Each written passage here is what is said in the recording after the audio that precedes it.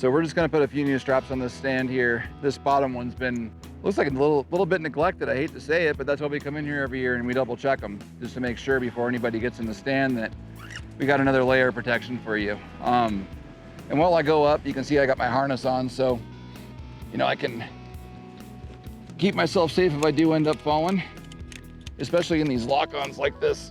As you can see, they're not the safest looking things, and they're probably more dangerous than they even look, but I usually let the extra hang for a little while, just in case I can get enough room to go around and tie it in one more time, even loosely. But these Prusik knots, the biggest reason I'm filming this right now is that we want to make sure people know how to use these Prusik knots on these properties.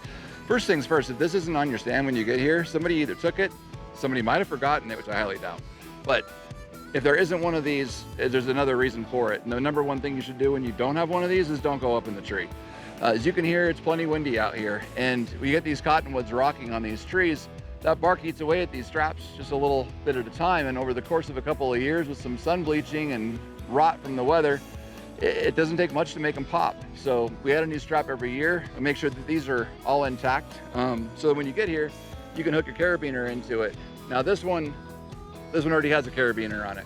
I'm gonna hook to the carabiner, but I don't recommend you do that while you're hunting because of that sound right there. Do that one time you move and you'll make that click and you're toast from the deer. But if you already have a carabiner, cool, take the other one out of there and just leave it on the ground right at the base of the stand in case somebody forgets theirs, because that happens all the time as well. But the point of these Prusik knots on here are they're tied to the bottom of the tree and the top, so you can slide up and down and stay connected the entire time. If you look at the top of the tree right now, you can see how bad it's swaying and back and forth, and it isn't even that windy out here.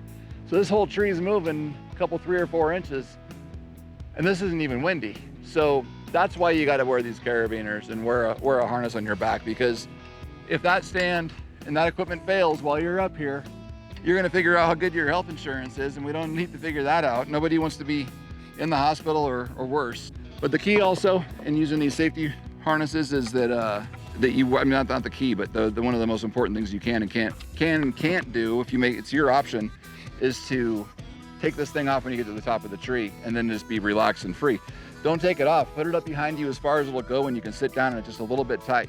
That way, if you do fall, you don't fall out of the tree. And I can't tell you how many times, and I can't believe this Prusik knot was actually at the bottom. More often than not, I get here and have to put a new stand on or put new straps in, and this thing's all the way up in the top of the tree. Like somebody literally took it off up there and walked down.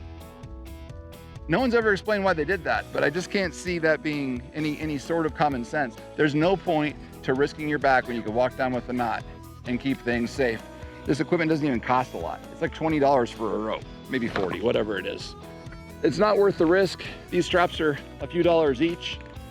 You know, you come in here and you see these straps, you go, oh, this thing's fine. It's not fine. It's not fine.